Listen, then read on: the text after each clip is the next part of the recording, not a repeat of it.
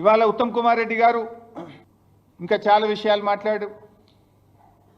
BRS party అన్యాయంగానట వీళ్ళు తమ్మిడిహట్టి నుంచి మేడిగడ్డకు మార్చిండ్రు అని ఈరోజు ఆయన మాట్లాడినాడు.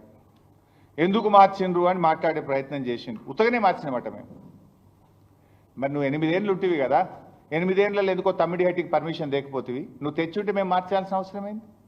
అయినా మేము అట్లా మార్చలే, మీలాగా బాధ్యత రహిత్యంగా ఉండం.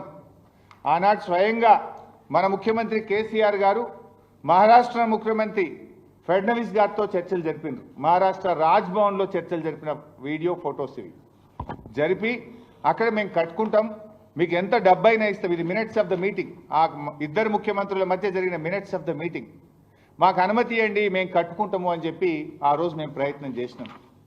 దీనికంటే ముందు నేను కూడా వెళ్ళిన, అప్పుడు కాంగ్రెస్ ప్రభుత్వమే ఉండే, ముషరఫ్ అని అక్కడ ఇరిగేషన్ మినిస్టర్ ఉండే, నేను మన రాష్ట్ర ఇరిగేషన్ మంత్రిగా అప్పటి ఆదిలాబాద్ మంత్రి జోగు రామన్న గారితో కలిసి నేను మహారాష్ట్రకు వెళ్ళి మహారాష్ట్ర ఆనాటి ఇరిగేషన్ మంత్రి ముషరఫ్ గారితో కలిసి తమ్మిడిహట్టి దగ్గర మీకు ఎంత డబ్బు కావాలని ఇస్తాం, మాకు పర్మిషన్ ఇవ్వండి అని మొదటి దఫాలో నేను మాట్లాడాను.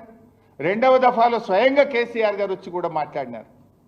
కానీ వాళ్ళు ససేమిరా మేము మాత్రం అంత ఎత్తుకు అక్కడ కట్టడానికి వీల్లేదు, ఒప్పుకోము గాక ఒప్పుకోము అని చెప్పి చాలా స్పష్టంగా చెప్పిండ్రు.